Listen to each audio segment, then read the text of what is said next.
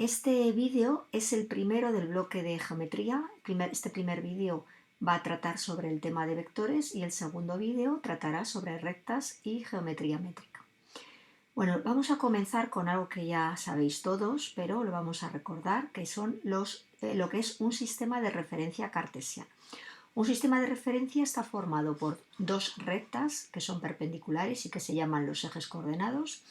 Donde se cortan esas dos rectas es el origen de coordenadas y tenemos dos ejes, el eje X, que es el llamado también eje de abscisas, y el eje Y, o llamado también eje de ordenadas. Entonces, esto es muy fácil, dar cualquier punto dentro de este sistema de coordenadas va a estar representado por dos números. El primer número representa la distancia en el eje X y el segundo número sería la altura, la distancia en el eje Y. Tenemos cuatro cuadrantes y en función del cuadrante en el que estemos, la X o la Y son positivas o negativas respectivamente. Entonces, es muy fácil representar un punto y a la vez, dado un punto, sacar sus coordenadas, pues simplemente es ver lo que hemos avanzado hacia derecha o izquierda en la X y lo que hemos avanzado hacia arriba o hacia abajo en la Y.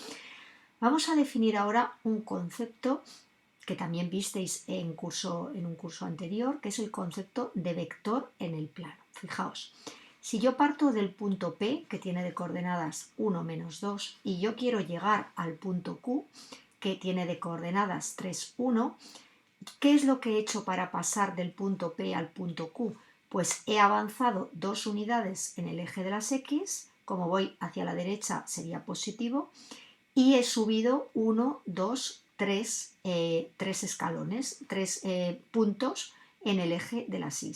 Es decir, que para pasar de P a Q yo he hecho 2 a la derecha y 3 hacia arriba. Entonces, ¿cómo puedo expresar ese movimiento? Pues a través de un concepto que se llama vector en el plano. Por eso decimos que el vector V tiene de coordenadas o componentes 2, 3, porque es lo que me permite, es lo que yo tengo que desplazarme dentro del plano para pasar de un punto a otro.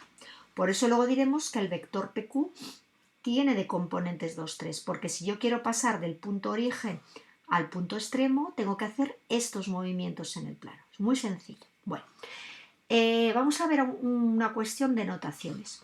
Los puntos siempre los vamos a denotar con letras mayúsculas y con dos números separados entre comas y entre paréntesis. Fijaos que la notación con el vector es muy parecida, también ponemos dos números entre paréntesis separados por una coma, pero la diferencia es que el vector le vamos a poner una flechita arriba para indicar que es vector, que no es punto. Y otras veces, a veces le ponemos una única letra minúscula con la flecha encima, siempre la flecha encima para indicar que es vector, insisto. O también podríamos haberlo denotado con las letras PQ mayúsculas con la flecha arriba, que indicará que V es el vector que va desde P hasta Q. Bueno, un vector, lo que acabo de decir, esta sería la definición, viene dado por una pareja de números y representa, esa es una idea importante, un desplazamiento de una serie de unidades, A unidades en el eje X y B unidades en el eje Y. Y lo que hemos comentado, la notación. Vamos a ver un ejemplo aquí. Imagínate que estás en el punto 1, 2 y te mueves hasta el punto 3, 1. ¿Qué vector representa ese movimiento? Si las unidades estuvieran en metros, ¿cuántos metros nos habríamos movido? Bueno, pues hemos avanzado 2 hacia la derecha y hemos bajado 1. Por lo tanto, el vector sería el vector 2 menos 1. Si ahora nos preguntan qué distancia hemos avanzado, fijaos que aquí se me forma un triángulo rectángulo. Y si yo aplico el teorema de Pitágoras, para calcular esta distancia sería 1 al cuadrado más 2 al cuadrado. Es decir, que esto que voy a llamar, esta longitud que voy a llamar módulo del vector que lo tenemos aquí, se va a calcular como la raíz cuadrada del cuadrado de la primera coordenada más el cuadrado de la segunda coordenada, que es la fórmula que tenéis aquí. Esto se va a llamar módulo de un vector y lo vamos a representar con la letra que represente al vector, las dos letras, siempre entre barritas, entre módulos. Podéis encontrar también esta expresión, pero si utiliza menos, yo siempre voy a utilizar esta expresión. No dos barritas significa norma o módulo, es sinónimo, pero por escribir menos, pues utilizaremos esta notación. Pero que veáis que esta fórmula que nos hemos aprendido en realidad viene de aplicar el teorema de Pitágoras para calcular la longitud, porque el módulo de un vector no es más que la longitud del propio vector, la longitud que yo recorro para ir de un punto al punto que me indica por el movimiento el propio vector. Bueno, vamos a distinguir, porque esto también a veces sale en los ejercicios, la diferencia entre lo que es una magnitud escalar y una magnitud vectorial. Es muy sencilla, esto también aparece muchas veces en física. Una magnitud escalar simplemente es un número. Cuando nosotros decimos en matemáticas escalar estamos refiriéndonos a un número. Por ejemplo, si decimos aplíquese una fuerza de 3 newton, hago una referencia a la física, tiene tanto sentido como decir muévete 3 metros, pero ¿hacia dónde? Entonces, hay magnitudes que no solamente se pueden expresar por un número, o sea, un número nos deja la información, digamos, coja, no tenemos toda la información. Entonces necesitamos dar más información, por eso necesitamos dar la información vectorial. Estamos diciendo cuál es la fuerza que tenemos que aplicar, pero en qué dirección y sentido tenemos que aplicarla. Por ejemplo, la temperatura, si yo digo que estoy a 15 grados, es una información que ya contiene, ese dato ya contiene toda la información. Por eso sería una magnitud escalar. Y la magnitud vectorial es aquella en la que no solamente tenemos que dar el número, sino que tenemos que dar dirección y sentido. Por eso cuando nosotros trabajamos con vectores decimos que el vector lleva asociada una información añadida, que será la magnitud vectorial llevará el módulo, la dirección y el sentido. Y esto sería lo que tenemos aquí, las características del vector.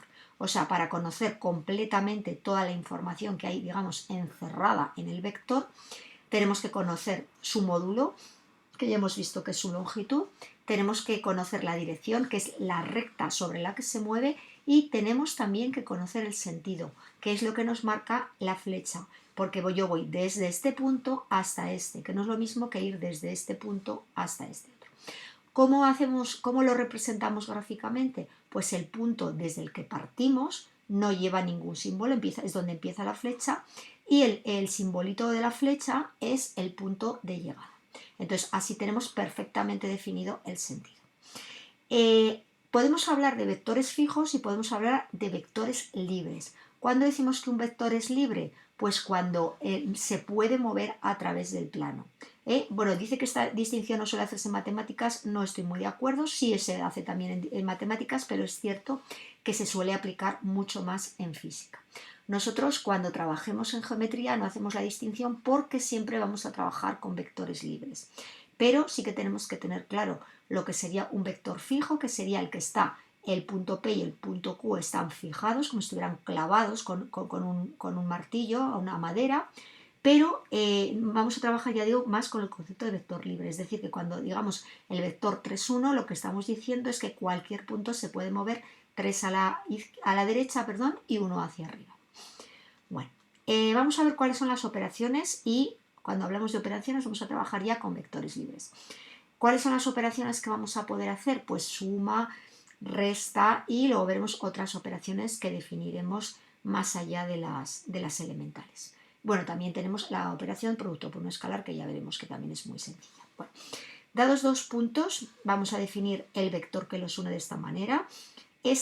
Hablando de notaciones, esta flechita sobre las propias coordenadas no se suele poner, es correcto ponerla, pero si queréis no la podéis poner. Esto sí que es obligatorio porque me indica que es un vector, pero esta flecha ya aquí con esta información ya se sobreentiende.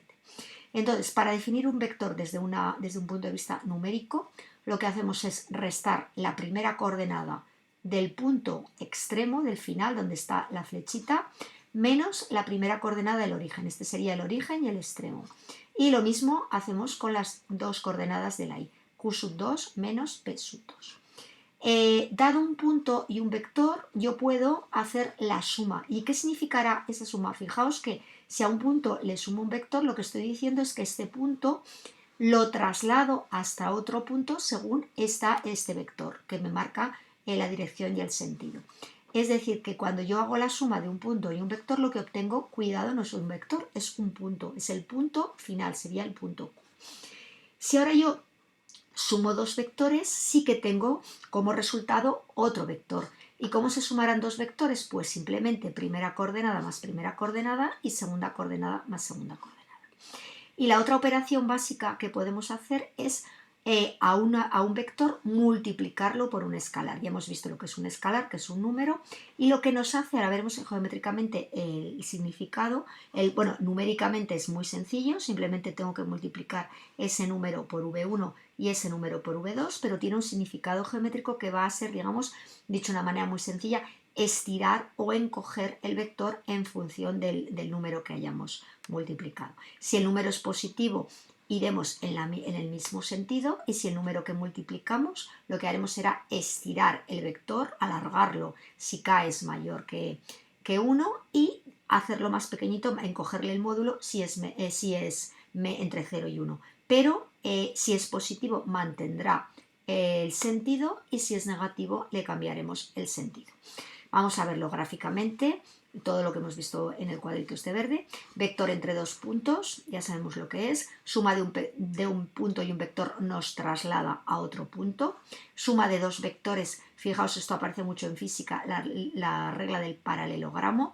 Yo lo que hago es, bueno, para poder sumar los dos vectores, esto no lo he comentado, lo comento ahora, tenemos que tener siempre el final de un vector unido, enganchado al comienzo del otro vector, y cuando están en esta posición el vector suma será el vector que me lleva desde el origen del primero hasta el final del segundo. Y lo que os decía del vector por un escalar, pues es lo que os he explicado. Si yo multiplico por 2v, lo que estoy haciendo es alargar el vector, como 2 es positivo, en el mismo sentido. Siempre multiplicar por un escalar me va a mantener la dirección, pero me puede cambiar el sentido si el número por el que multiplico es negativo. Bueno, a nivel numérico es facilísimo hacer las cuentas. Por ejemplo, PQ, el vector QP sería el que empieza en Q y acaba en P, es decir, 2 menos 1, 1, 2 menos 0, 2. 3v menos 2w, esta operación sería primero multiplico por 3, sería 3 menos 3, este lo multiplico por 2, sería 0 menos 4 y luego haría la resta componente a componente. Bueno, son operaciones muy básicas que podéis trabajar. Vamos a ver el concepto de paralelismo. Cuando dos vectores son paralelos, ya lo he dicho antes, pero lo comento otra vez. Dos vectores son paralelos cuando llevan la misma dirección. Cuidado que pueden no llevar el mismo sentido. Este vector y este vector son paralelos. Si yo los moviera, recordamos que hemos dicho que eran vectores libres, que yo los puedo mover por el plano. Si yo muevo este vector de forma paralela, tendríamos que estaría en la misma recta. Fijaos que esta recta, la recta que lo define y la recta que lo define son paralelas. ¿Y eso cómo lo podemos ver con coordenadas? Pues muy fácil. Si yo tengo un vector y otro vector y quiero saber si son paralelos o no, sin necesidad de dibujarlo, simplemente yo calculo su pendiente, que es v2 entre v1, y me tiene que dar la misma pendiente que el otro vector. El cociente de v2 entre v1 es el mismo que el cociente entre w2 y w1. Recordad que la pendiente de una recta no es más que lo que se inclina y se calculaba como la coordenada y del vector partido por la coordenada x, la coordenada v1 del vector. Entonces, ¿estos vectores serán paralelos? Pues vamos a ver, 2 entre 1, 2, 6 entre 3, 2, menos 4 entre menos 2, 2. Todos tienen la misma pendiente, por lo tanto, todos son paralelos. Hay otra manera equivalente cuando la coordenada v1 es 0. ¿Por qué? Porque si es 0 no puedo dividir por 0, entonces puedo tener un problema. Entonces volvemos a la ecuación, pero lo que hacemos es dividirlos en cruz. Y luego incluso hay otra forma mucho más fácil, que es ver si son proporcionales. Aquí, por ejemplo, hemos visto que para pasar del 1 al 3 hemos tenido que multiplicar por 3. Vamos a ver si yo multiplico por 3, también obtengo el mismo número. Por lo tanto, si se cumple que una de las coordenadas, la primera coordenada de un vector es el número por la otra, y v2 es k por v sub 2, es lo mismo que decir que son paralelos, es decir, que existe un número k que me los liga de esta manera, si son múltiplos un vector de otro. O sea, lo podemos ver a través de la pendiente, dividiendo las componentes, o lo podemos ver más fácilmente a través de ver de que uno es múltiplo de otro. Y también tendríamos el recurso de hacer un dibujo y verlo gráficamente. Bueno, hemos visto dos operaciones, la suma de vectores y hemos visto el producto de un vector por un número. Ahora vamos a ver otra definición, otro producto, pero este es un producto escalar. Fijaos que la palabra escalar significa número, es decir, que cuando yo voy a multiplicar dos vectores, el resultado no va a ser un número. Al año que viene, cuando trabajéis en el espacio, ya veréis producto vectorial, producto mixto, una serie de productos. Pero ahora vamos a ver solo el producto escalar, que es, yo tengo dos vectores, voy a hacer una serie de operaciones con esos números y mi resultado va a ser un número, un escalar. Por eso se llama producto escalar. Este producto escalar tiene una importancia tremenda porque de aplicación práctica de ejercicios, porque me va a permitir calcular distancias y ángulos. Bueno, tengo que hacer una pequeña aclaración.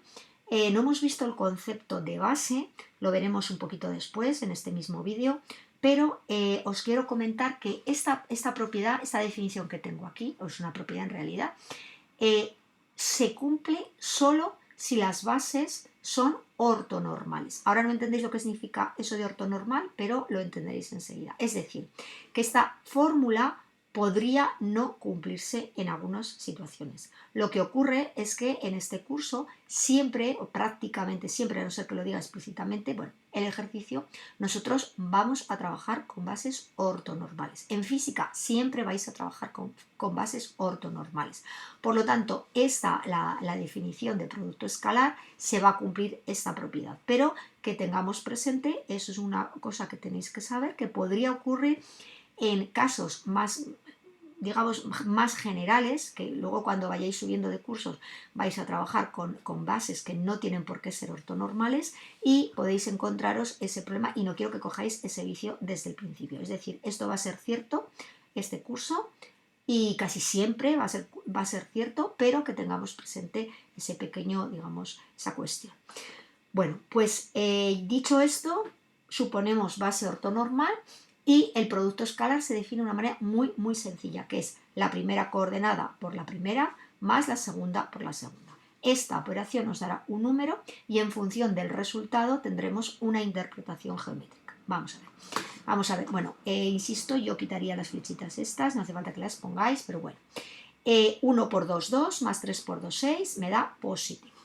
En este ejercicio me da negativo y este ejercicio me da 0. Entonces, ¿cómo interpretaríamos geométricamente? Pues esto tiene un significado y es que estos dos vectores forman un ángulo agudo, es decir, menor de 90 grados.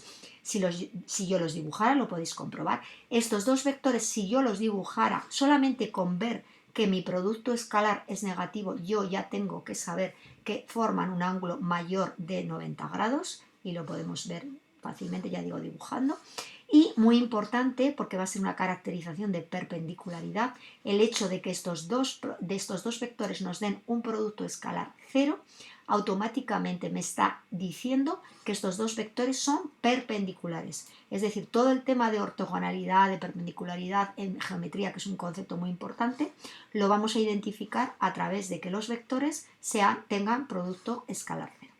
Bueno, aquí tenéis una serie de ejercicios súper fáciles, simplemente es multiplicar, no tiene más. Y vamos a ver, antes de ver otra serie de cuestiones, las propiedades del producto escalar. La primera propiedad es que es conmutativo, lógicamente, porque estamos haciendo operaciones de productos y sumas, por lo tanto tiene que ser conmutativo, no vamos a demostrarlo. Es distributiva respecto de la suma, es decir, yo puedo primero sumar los vectores y luego multiplicar o al revés, en las dos direcciones. Es asociativa respecto al producto, respecto a los escalares, es decir, que yo puedo, este escalar, este número, lo puedo mandar delante, puedo jugar con los lugares, con el orden, como yo quiera. Y el producto escalar, esta sí que es la definición de producto escalar, lo podemos ver como una propiedad o como una definición, es el producto de sus módulos por el coseno del ángulo que forma. A mí me gusta más decir casi que esta sería la definición más que una propiedad, pero bueno, para vosotros sería indiferente.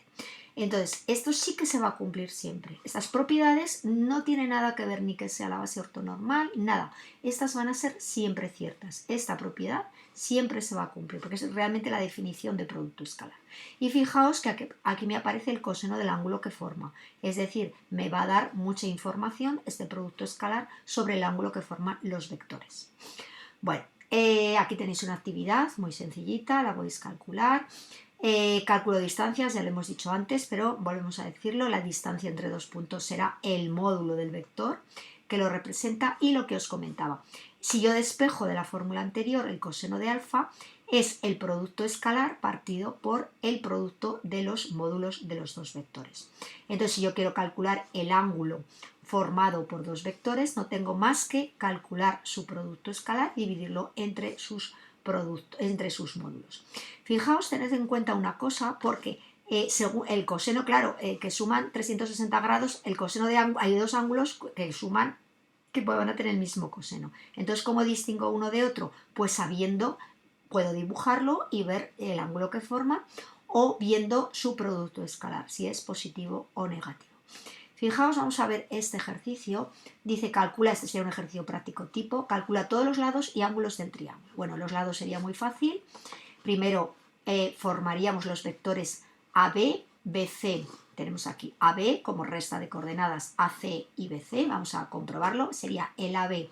Fijaos, como yo he puesto que la flechita está en B, va a ser el B menos el A. Entonces sería 4 menos 1, 3, 2 menos 2, 0. Y así con todos. El AC, fijaos que para calcular los módulos, para calcular las longitudes de los lados del triángulo, es indiferente que yo haya cogido el vector AB, lo tengo aquí, AB, o que haya cogido el vector BA. Sin embargo, si yo quiero calcular los ángulos que forman el triángulo, los lados del triángulo, los ángulos interiores del triángulo, tengo que tener cuidado porque estas dos rectas me pueden formar este ángulo, pero también me pueden formar el suplementario. Es decir, que voy a tener que tener cuidado a la hora de elegir cómo cojo los vectores. Y esto es un poco lo que nos explica aquí.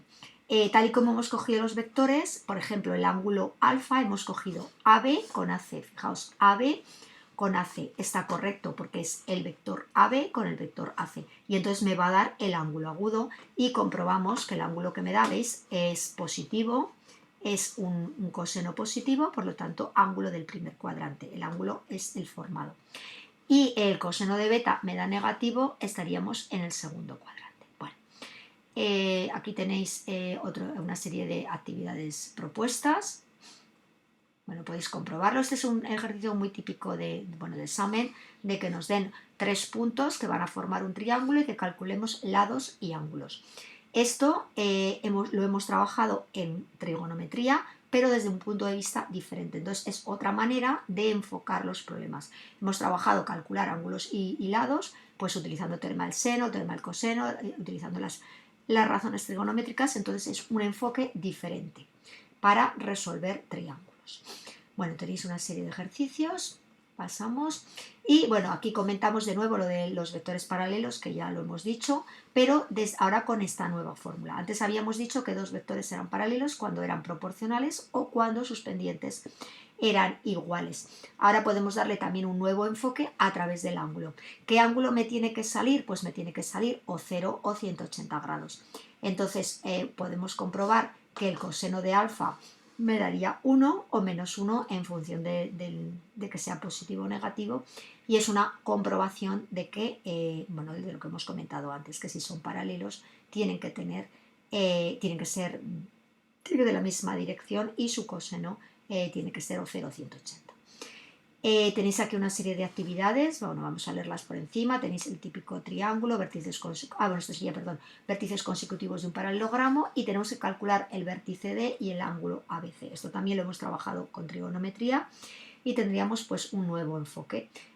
Como dice, fijaos, consecutivos, si yo dibujo, podemos dibujar en un plan, en unos ejes coordenados, y si no, A, B, C, D, entonces el vector AB tendrá que ser igual al vector DC, porque como vectores van a ser iguales porque son paralelos y además tienen la misma longitud.